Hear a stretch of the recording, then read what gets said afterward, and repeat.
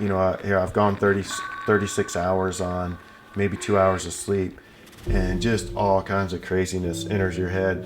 What happens first is, so like all the little spruce trees, there's little people hanging from them, and glitters, and Alice in Wonderland, and I've done it enough now to know that none of it's real, but you just see just crazy visuals.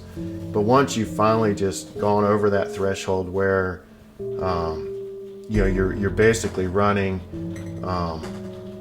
asleep, these hallucinations come in that actually block the trail.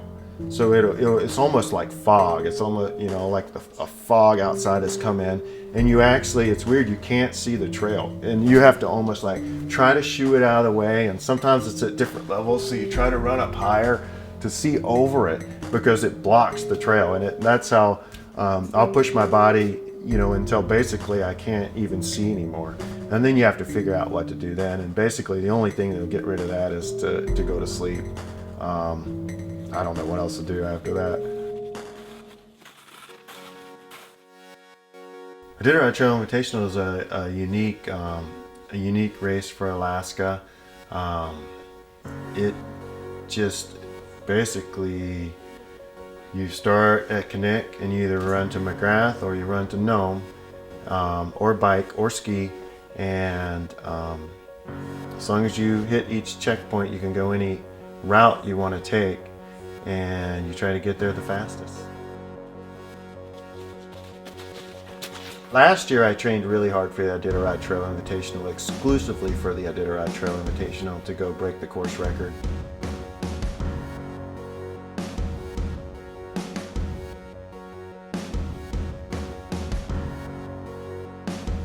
I pretty much ran 23 hours a day for 4 days straight, and the rest of the time was just great conditions for running, so you just stuck your head down and you just ran and ran and ran.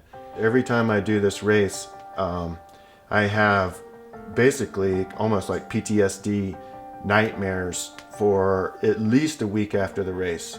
So every night I go to sleep at home in my bed, and I pour sweat, and I'm stuck on the trail somewhere, and I can't, you're basically just running and running and running, and you can't get to the finish.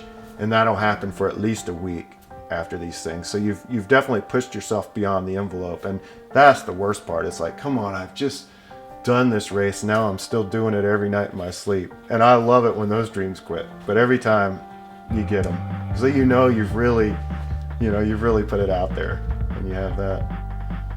There's not a day that goes by where probably 10 people don't ask, what are you doing? Why are you doing that? And everything. And I always usually I come up with something different every time, but keeps me out of trouble or keeps me out of the bars or something like that, just give them a line. And I think that the punishment that I put myself through year after year after year and month after month trains my mind just to get me to the finish, and that's the key.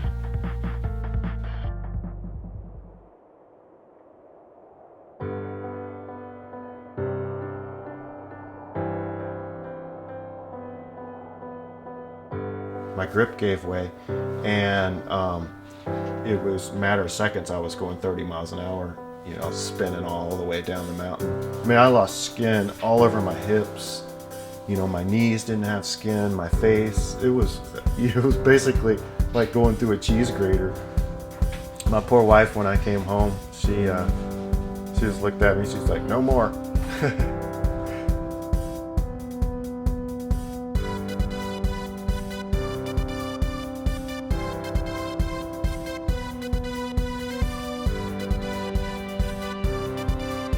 People always say, well, what if you get injured and you hurt your leg? I always tell them, I sell wheelchairs for a living, so I'd probably be a Boston Marathon wheelchair racer would be my second hobby. If I wasn't running, I'd be biking, or I would be a kayaker or something. It would definitely be involved heavily in some form of athletics. I think humans were built to move. We weren't built to sit around. And as far as after it's all said and done, I just hope people say that he put the hammer down from the start and kept it down to the finish, and did it the whole way with a smile. So that'll be it.